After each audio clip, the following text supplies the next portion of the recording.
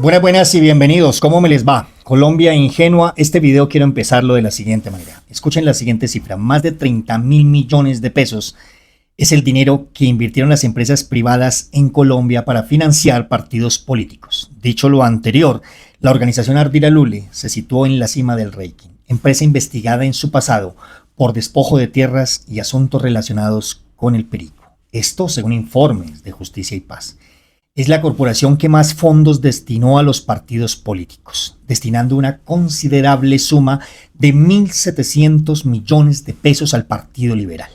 Otros partidos como el Partido de la U con 1.600 millones de pesos, el Centro Democrático con 1.100 millones y el Partido Conservador con 1.040 millones. Cambio Radical recibió 750 millones de pesos y el Partido Verde con 620 millones de pesos. También se beneficiaron significativamente algunos políticos de estas donaciones. Bavaria, la nueva empresa, investigada en el pasado por temas relacionados con paramilitarismo y corrupción, se destacó al posicionarse como la segunda empresa con mayores aportaciones al ámbito político, centrando nuevamente la atención en el Partido Liberal, quien recibió 1.100 millones de pesos, y este patrón de donaciones también favoreció al Partido de la U y al Partido Conservador, ambos con 1.000 millones de pesos. Seguidos por el Partido Verde con 800 millones, Cambio Radical con 680 millones y el Centro Democrático con 600 millones de pesos. El personaje que tuvo que pagar una multa, ojo, de 80 millones de dólares en los Estados Unidos por corrupto, ocupa el tercer lugar, más de 2.300 millones destinados a partidos como el Liberal, Conservador, Centro Democrático, Cambio Radical y el Partido Verde. Y hablo del señor Luis Carlos Sarmiento Angulo. La misma empresa que en este momento explota abusivamente el agua que tanto necesitamos los bogotanos y que en sus facturas pagamos ellos, Coca-Cola paga unas chichiguas, mientras nosotros y los colombianos somos víctimas del abuso en los cobros del servicio, se posiciona como el cuarto mayor donante, canalizando sus aportaciones mediante dos de sus entidades, la Compañía de Servicios Comerciales Atencom e Industria Nacional de Gaseosas S.A. Y hablo de Coca-Cola FEMSA. Ahora, si hablara de todas las empresas, tendríamos una lista extensa de los aportes de empresas privadas a políticos, representantes, senadores, concejales, etc. Ahora, colombianos, no seamos ingenuos. ¿Ustedes creen que la Comisión Séptima, en manos de estos 8 congresistas, hundieron la reforma a la salud sin siquiera hacer un solo debate o sin haberla revisado para salvar al pueblo? No, lo hicieron para proteger los intereses de las empresas privadas, pues la gran mayoría de políticos trabajan en pro de los empresarios. A ellos no les conviene que los trabajadores colombianos tengamos garantías y derechos. Tan es así que aún en pleno siglo XXI nos siguen tratando como esclavos. En este punto muchos uribistas, yo me imagino, estarán diciendo: yo no le creo a ese señor. Observemos por qué. Fíjense bien. Al Centro Democrático le echan casi 9.000 millones de pesos los empresarios. ¿Ustedes creen que ellos van a votar por los pobres, los trabajadores? Miren quién pone la plata. Ahora ustedes se aterran de que ellos quieran hundir la reforma que beneficia a los trabajadores y le cobra a algunos empresarios. Y así ustedes son ilusos. Los reciben en elecciones. Creen que los van a apoyar a ustedes a mejorar su vida. Y algunos hasta piden que les den cosas para votar y refrigerios. Ahí tienen. Eso es lo que tenemos. A la vez muchos querrán saber quiénes son esos 8 congresistas que, como verdugos, se cagaron literalmente en la cara del pueblo. Pues aquí les tengo las caras y su hermoso pasado de rabo a cabo. Y esto con ayuda a quien envío un gran abrazo de nuestro compañero y asesor de prensa de la Presidencia de la República, el señor Celso Tete Crespo. Pero antes de ir con este video de Celso, quiero contarles la siguiente historia. La imagen que ustedes observan es del ex narco conocido con el alias del Mono Abello. Este señor estuvo extraditado en los Estados Unidos. Abello fue capturado por Perico y extraditado en el año de 1987 al país del norte, donde purgó su pena hasta el año 2007 y luego fue deportado a Colombia, donde permanece cagadito y libre, pues hubo prescripción de términos en sus delitos o de sus delitos. Este señor fue exmiembro del cartel de Medellín y jefe del cartel de la costa, de nombre José Rafael Abello Silva. Bien, pues resulta que este señor acusó públicamente hace un tiempo al presidente del Congreso Efraín Cepeda y al abogado Abelardo de la Espriella en una entrevista para la W, donde argumentó que este par de piscos le habían robado los predios que estaban en custodia de la Dirección Nacional de Estupefacientes. Es decir, el presidente del Congreso, Efraín Cepeda, y el señor de la Espriella movieron fichas y los inmuebles quedaron en manos de ellos dos, según lo denunció el mono, ¿no? No es que ahorita Abelardo de la Espriella empiece a enviarme a mí derechos de petición chimbos. Ahora, recordemos que Efraín Cepeda ha sido investigado en su pasado por enriquecimiento ilícito y señalado de tener vínculos con paramilitares.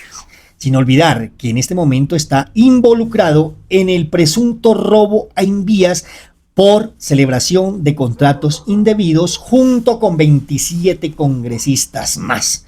Ahora, Colombia, ¿ustedes creen que este tipo está a favor del pueblo al ser autor directo en el hundimiento a la reforma laboral que tanto bien le iba a hacer a los trabajadores colombianos? Despierta, Colombia. No es apéndice de nadie, mucho menos de la presidencia de la República. Y los senadores de la Comisión Séptima tomaron una decisión autónoma de hundir la reforma. Esa es una decisión que tenemos que respetar, porque cuando hay votos positivos se aplaude y cuando hay votos negativos se habla de violencia, de echar el pueblo a la calle. Mire, este Congreso sacó 22.600.000 votos.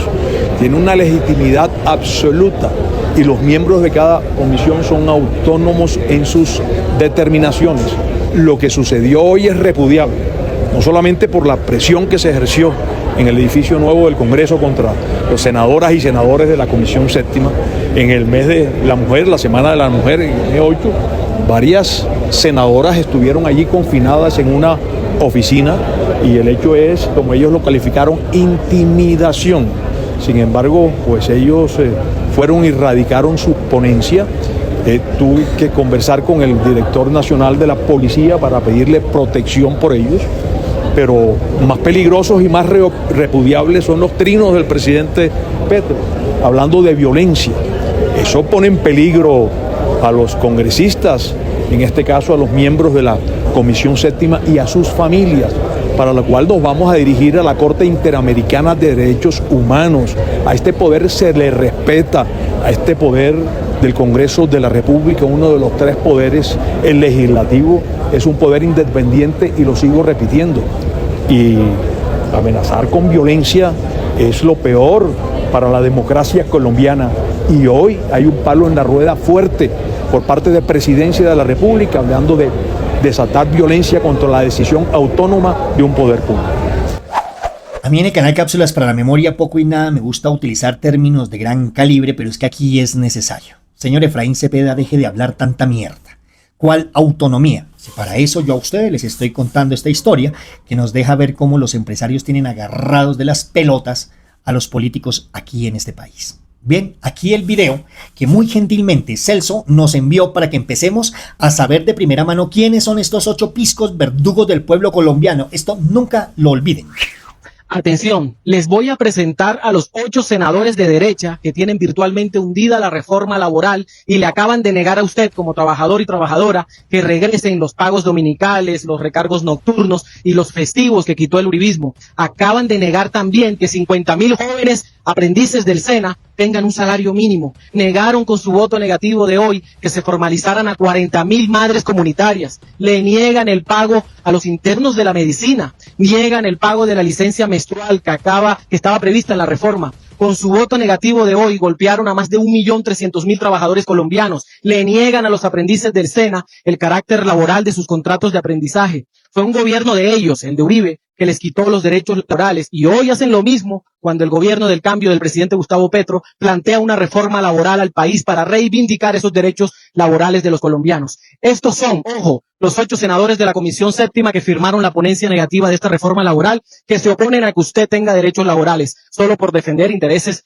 de banqueros, de grandes industriales, de dueños de EPS y del gran capital. Son el señor Miguel Ángel Pinto del Partido Liberal, le negó sus derechos laborales. El señor Alirio Barrera y Honorio Enrique, ambos del Centro Democrático, le negaron sus derechos laborales. La señora Ana Paola Agudelo del partido Mira le niega sus derechos laborales. La señora Berenice Bedoya del ASI le niega sus derechos laborales. La señora Lorena Ríos de Colombia Justa Libres le niega sus derechos laborales. Las señoras Esperanza Andrade y Nadia... Aquí no termina todo. Abróchense los cinturones, por favor. Número 1. Miguel Ángel Pinto es del Partido Liberal Pisco. Es cuñado del fallecido narco Ernesto Tavera, cuya madre era la señora Zoraida Rodríguez. Fue socia del senador en el año 2009. En febrero del 2010, la Unidad Nacional para la Extinción del Derecho de Dominio y contra el Lavado de Activos secuestró y embargó 10 negocios de la familia Tavera, entre los que se encontraba uno de la socia de Pinto. En 2011, tras el cambio de fiscal, la medida fue levantada. 3 hijos y 2 hermanos de este señor, el senador, han suscrito contratos con entidades públicas mientras Pinto ha estado en el Congreso. En total suman 22 contratos por más de 648 millones de pesos. Pinto es aliado de Edgar de Jesús Rojas, director regional de Invías para la fecha. Rojas aportó a la campaña de Pinto en el año 2010. Su hermana, de nombre Erika Rojas, aportó en la campaña del 2014.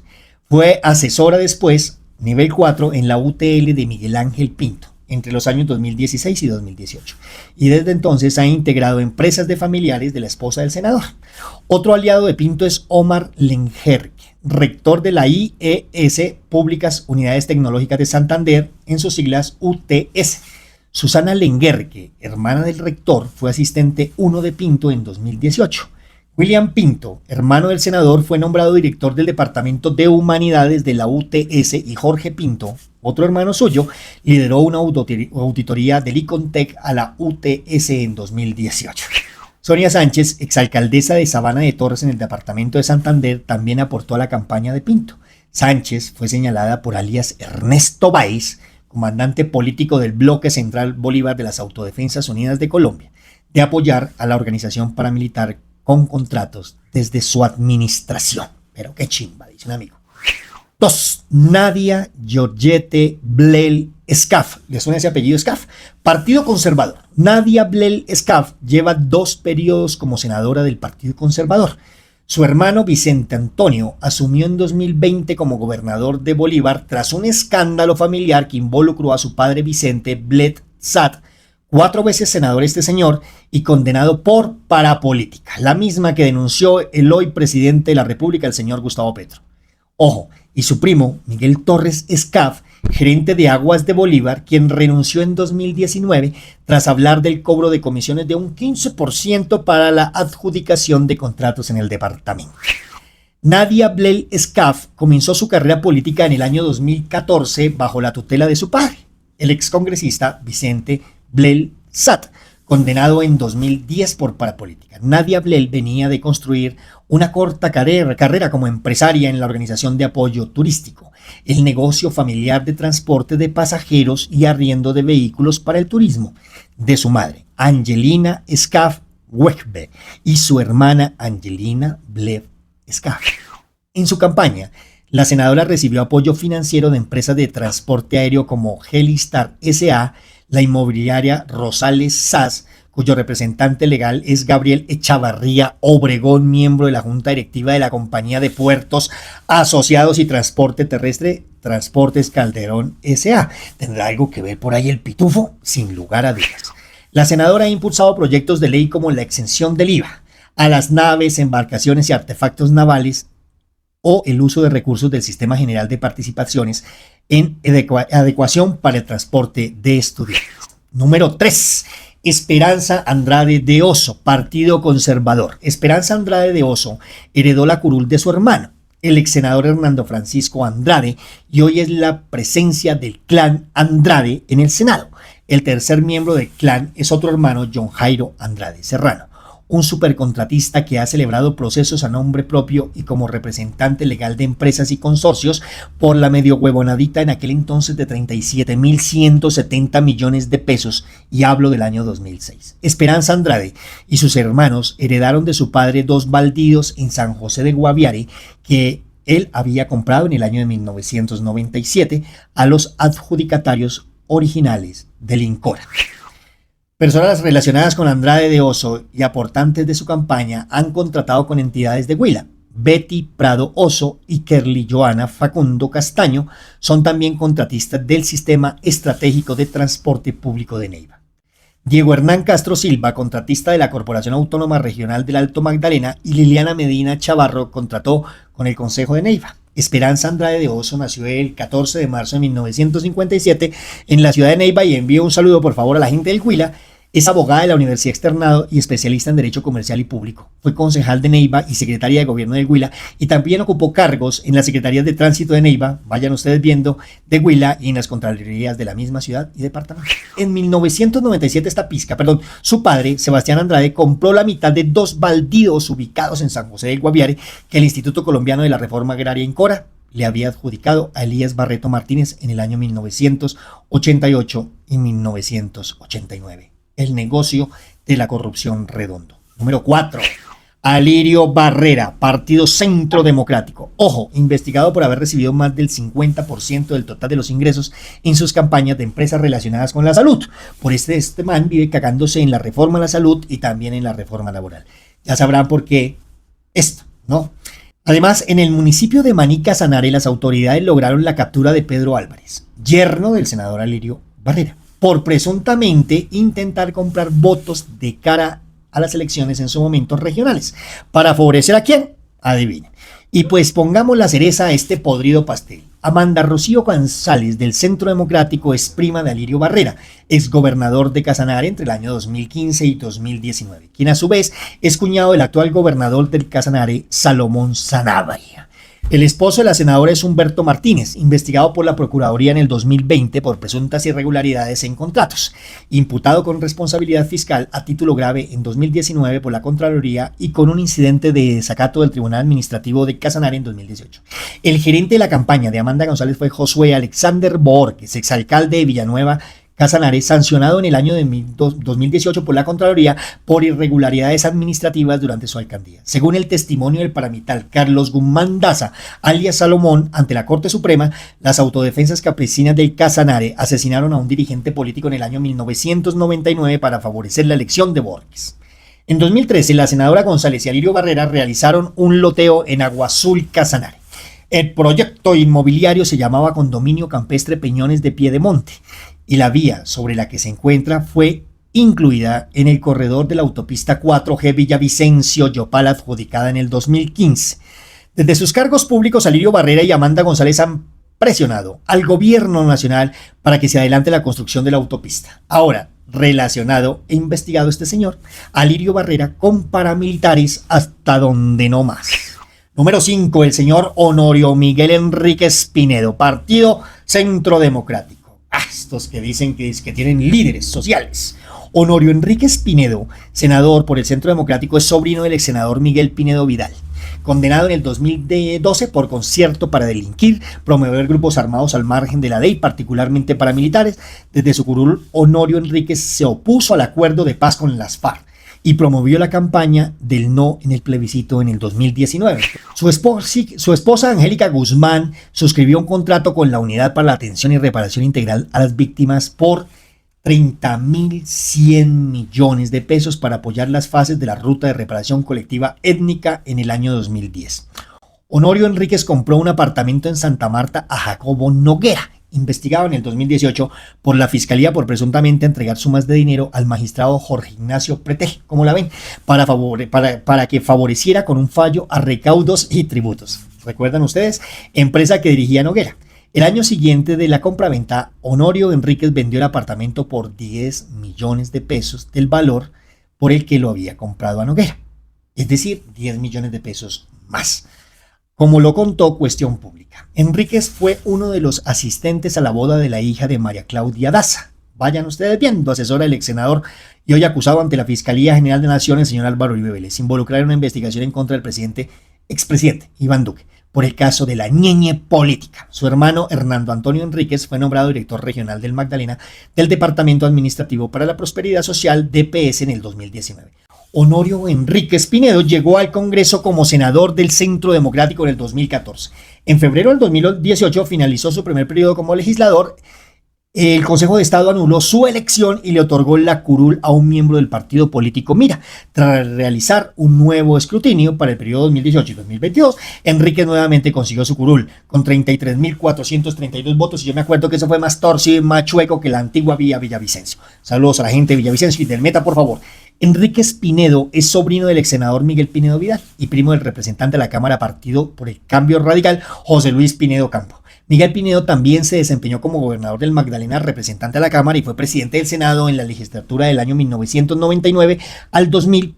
Y en el 2012, Pinedo Vidal fue condenado por la Corte Suprema de Justicia a 108 meses de prisión por concierto para promover grupos armados conocidos como paramilitares y en esto que se conoció como la parapolítica. Vayan ustedes viendo. El senador Enrique Pinedo no es propietario de ningún bien inmueble actualmente, según la información consultada por Cuestión Pública, a quien doy un aplauso y le doy todo el crédito de lo que les estoy narrando en esta historia. Sexto, Berenice Bedoya, partido así. Para que entendamos los pecados capitales de Berenice, debe conocer otra historia de quien años atrás presidía el partido de la U. Se trata de Aurelio Irragorri Valencia. Pareciera que ni ella ni él en su momento entendieron que la normativa constitucional y las leyes estatutarias que regulan en Colombia la actividad de los partidos políticos está por encima de los estatutos partidistas.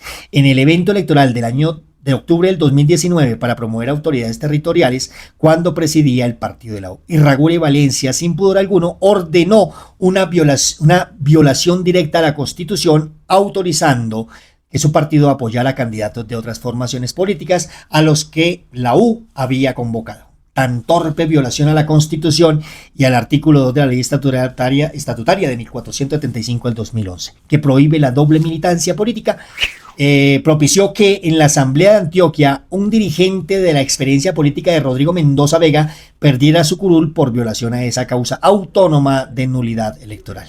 Esta señora, nacida en Yarumal, Antioquia, y para no extenderme, señalada en el pasado de corrupción electoral, doble militancia y presuntamente apoyo a paramilitares de la región. 7. Lorena Ríos Cuellar, partido Justa Libre. Sería irresponsable de mi parte, Mauricio González, un servidor más, señalar algunos episodios en los cuales no fue encontrada responsable esta señora.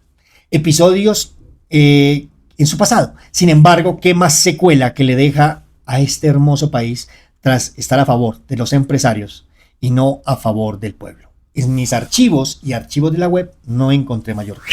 8. Lo mismo sucedió con la congresista Ana Paola Gudelo. Sin embargo, ha sido fiel escudera de la extrema derecha y, como lo vimos, enemiga del pueblo y amangualada a los sectores privados del país. Ahora, Colombia, ¿ustedes creen que, como dijo el señor Efraín Cepeda, estos personajes actúan desde la ética y desde la misma constitución política, basándose en la Carta Magna, en libertad e independencia? Despertemos, por favor. Todo lo que viene del presidente de la República, el señor Gustavo Petro, o es corrupto o es inconstitucional, según la oposición y políticos de extrema derecha. Ni lo uno ni lo otro. Son tan desgraciados esta gente, permítanme en el término de la oposición, que se aterran que sea el pueblo quien decida si quiere seguir siendo esclavo o no. La consulta popular a la que invitó el presidente Gustavo Petro está consagrada en la Carta Magna. Otra cosa es que estos politicuchos de quinta y esta clase política haya secuestrado al Estado con ayuda del paramilitarismo y los dineros de sectores privados de la sociedad, pero pongamos la cereza a este pastel antidemocrático. Apareció el nieto del abuelo narco bobo por naturaleza dando su amañadita y manipulada opinión. Y será la inteligencia artificial quien le dé su patada por el trasero y lo desmienta. Pero antes permítanme hacer un paréntesis ya conocido aquí en el canal Cápsulas para la Memoria. El canal Cápsulas para la Memoria es un canal totalmente independiente. Mi nombre es Mauricio González, un servidor para las personas que no me conocen. Yo no me estoy robando ni el dinero de Invías, ni estoy metido por allá con los congresistas manchados de corrupción y paramilitarismo y etcétera, como estos señores. Yo no estoy por allá pagando multas de 80 millones de dólares en Estados Unidos por cosas con Odebrecht. No, mi trabajo es madrugar muy temprano y dar a Colombia una opción más en la información. Es por eso que canales como el mío, pequeño, tenemos que acudir a campañas. Y yo he abierto una campaña muy humilde y con muchísimo respeto para ustedes en la plataforma de Nequi o de David Plata al número 315-644-0336. ¿Cuál es la idea? Solo si les gusta mi trabajo, la forma en la que elevo la información, la forma en la que traigo a colación estos hechos del pasado que nos refrescan con quiénes es que estamos tratando allá en el Congreso y la forma en la que hago activismo a favor de la democracia, a favor de los derechos humanos en Colombia, los invito a que se unan. Es una campaña muy humilde con aporte mínimo de 1.000 pesos, pero de 1.000 pesos en 1.000 pesos hemos conseguido que el canal Cápsulas para la Memoria no se hunda como el barco que se hunde aún con las luces encendidas, como dijo el poeta Walt Whitman en su poema Canto a mí mismo. En la parte inferior les voy a dejar el banner con el número por si llegan a necesitarlo. Observemos, por favor. Buenas noticias para Colombia. Un mensaje de esperanza. Celebro y hago un reconocimiento a los 8 senadores que firmaron la ponencia de archivo de la reforma laboral. Una reforma que destruye 500.000 empleos y que condena a más de 2 millones de personas a la informalidad. Las principales víctimas, mujeres y jóvenes. Una de las inteligencias artificiales de Google que me acompaña desde hace buen tiempo, recuerden por favor que esta inteligencia recopila documentos, informes y demás subidos al universo de la Internet, así que es muy difícil que los informes sean errados. Vamos a preguntarle por favor a la inteligencia artificial. ¿Qué dice el punto de la reforma laboral presentada por el presidente Gustavo Petro, donde habla sobre la informalidad del trabajo? La reforma laboral propuesta por el presidente Gustavo Petro aborda la informalidad laboral en Colombia desde varias perspectivas clave. Formalización del empleo. Uno de los objetivos principales de la reforma es reducir la informalidad laboral, fomentando la creación de empleos formales con contratos laborales que garanticen derechos y protecciones a los trabajadores. Se busca fortalecer la inspección laboral y sancionar a los empleadores que incurran en prácticas de informalidad. Contratos laborales. La reforma busca garantizar que los trabajadores tengan contratos laborales que especifiquen sus derechos y obligaciones, incluyendo salarios, horarios, prestaciones sociales y seguridad social. Se propone la eliminación de formas de contratación que fomentan la informalidad, como los contratos sindicales. Derechos laborales. La reforma busca garantizar que todos los trabajadores, incluyendo aquellos en la economía informal, tengan acceso a derechos laborales básicos, como el salario mínimo, la seguridad social y las prestaciones sociales. Se busca fortalecer la protección de los derechos de los trabajadores en la economía informal,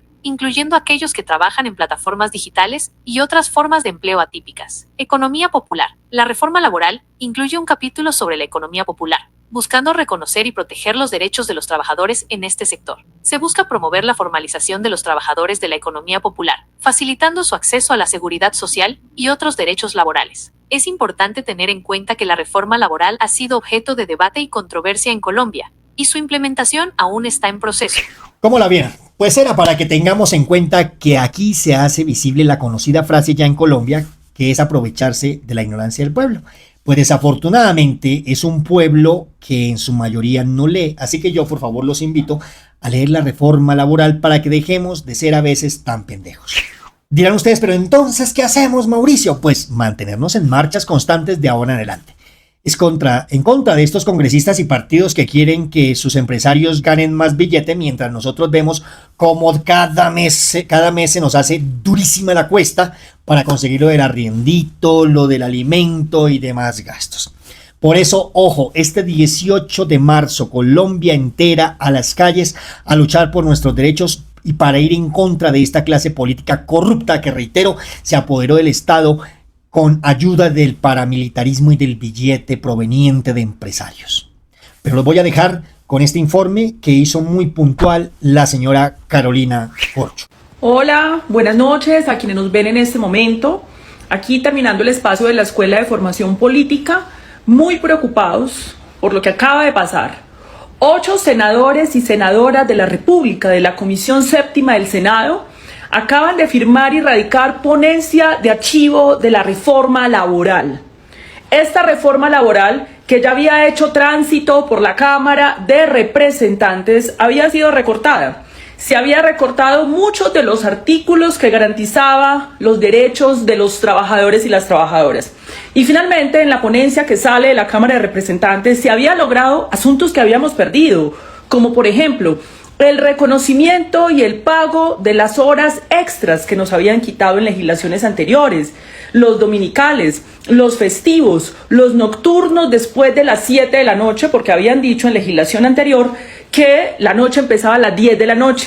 Luego dijeron que a las 9, aquí se había logrado que a partir de las 7 de la noche se hiciera reconocimiento a los trabajadores, pero además límites a los contratos basura de prestación de servicios. Es decir, la reforma, a pesar de que había sido peluqueada y recortada en el trámite del Congreso de la República, conservaba temas muy importantes y avanzaba en los derechos de los trabajadores. Aún así, en una acción de irracional obstruccionismo, como si con esto le hicieran daño al gobierno y al presidente Gustavo Petro, lo que le hacen daño es al pueblo.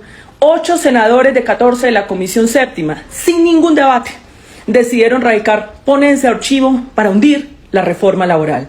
Esto es inaceptable y me sumo a que salgamos a la calle. Aquí no queda más opción que la calle. Nos sumamos a la convocatoria de las centrales sindicales el próximo 18 de marzo.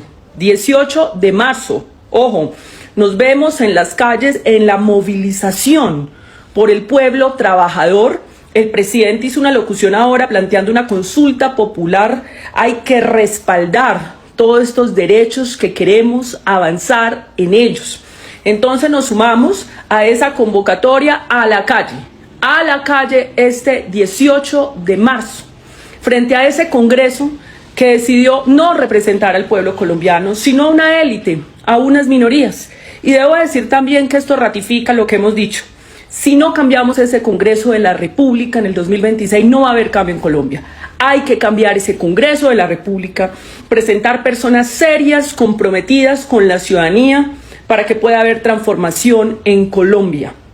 Esas mayorías han jugado en contra de la ciudadanía colombiana y hay que cambiarlas en el año 2026. Nos vemos el 18 de marzo en las calles. Este era el video, espero les haya gustado y los invito a 3 cositas, por favor. Manito arriba, los aplaudo para que me ayuden y labor que hacen ustedes muy bien de compartir este video en sus redes sociales. No olviden suscribirse y eso sí, mañana no existe, mañana solamente es un adverbio de tiempo, así que los invito por favor a que vivan la vida con toda, porque tras de que es bien corta se nos va volando. Mil y mil gracias. Esto fue Cápsulas para la Memoria. Muchísimas gracias. No olviden por favor compartir este video en sus redes sociales. Hasta mañana.